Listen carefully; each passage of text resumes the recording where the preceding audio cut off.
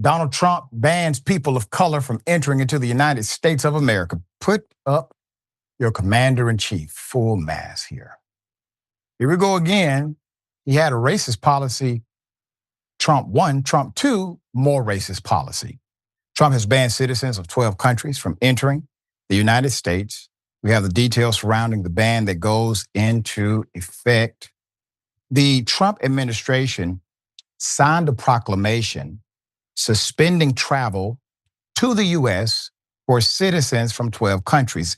Included in those 12 countries are Afghanistan, Congo, Haiti, Iran, Somalia, Sudan, Yemen, Chad, etc.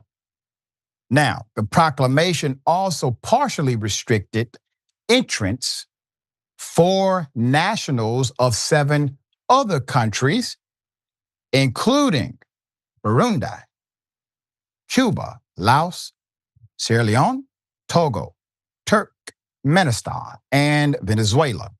So Trump tied the new ban to Sunday's terror attack in Boulder, Colorado, saying it underscored, the dangers posed by some visitors who overstay visas. Canada wasn't included in this list, even though they are a habitual violator of overstaying visas. The suspect in the attack is from Egypt, a country that is not on Trump's restricted list. The Department of Homeland Security says he overstayed a tourist visa. Trump said some countries had deficient screening and vetting or have historically refused to take back their own citizens. His findings rely extensively on an annual Homeland Security report of visa overstays of tourists, business visitors, and students who arrive by air and sea, singling out countries with high percentages of remaining after their visas expire. The ban is set to take effect on that Monday, 12:01 a.m. Eastern Time. There are exceptions to the ban. So what are the exceptions? Certain travelers are exempt. They are exempt from the rule. It states including U.S. permanent residents, athletes traveling to attend major sporting events, and immediate family members with, quote, clear and convincing evidence of identity and family relationship, citing DNA as an example. So naturally, lawmakers took to social media to voice opposition to the ban.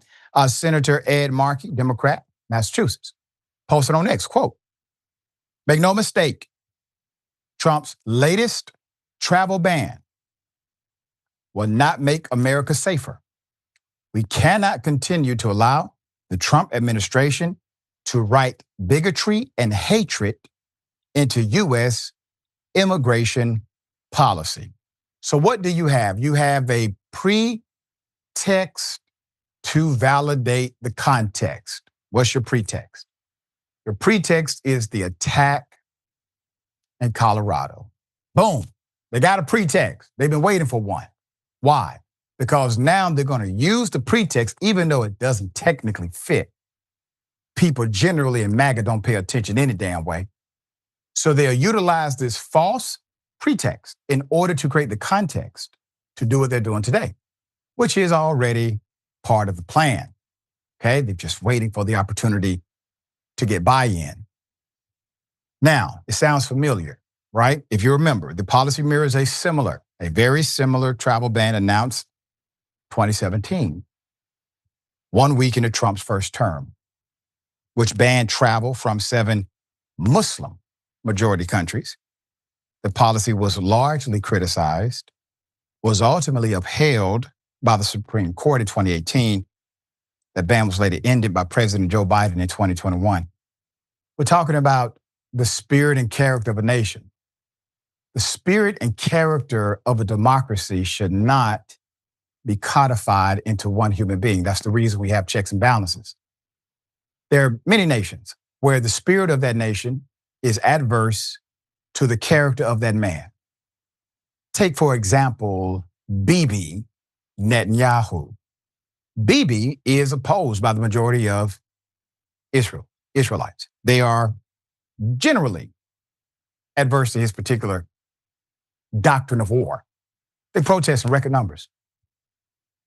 However, Bibi remains in power because of their parliamentary government formation and his ability to seize wartime power during wartime. As long as he's at war, he's in power. And it doesn't matter what the character of the nation may be. The character of the nation becomes codified in the man. Well, in a democracy, right? What we assume to be a genuine democracy, which it is not, United States of America, we have checks and balances. But if the balance don't check and the check don't balance, it doesn't matter if you have it written in your doctrine. Doesn't matter that your Constitution demands it. What matters is that the culture has decided to ignore it. So you have many in the United States of America.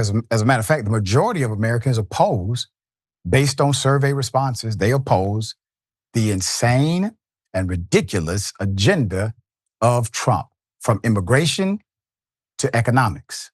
However, the nation's character is becoming the character of the man. And that part is where we fight for the soul of the country. All right, we'll bring you updates as they come.